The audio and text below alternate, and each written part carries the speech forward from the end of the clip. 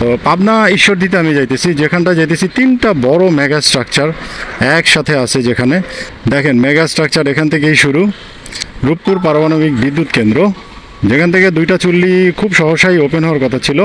বাংলাদেশের বিদ্যুৎ ঘাটতি একেবারে পূরণ হয়ে যাবে, জানি না বর্তমানে কি অবস্থায় আছে। এটা এটা আর হলো হার্ডিং ব্রিজ, তিনটা একসাথে আপনি দেখতে পারবেন। যারা এখান থেকে হাইটে হাইটে উঠে তারাই বুঝতে পারে এটা কত তলা যে হবে। এটাই হলো হার্ডিং ব্রিজ, একেবারে হার্ডিং ব্রিজের নিচে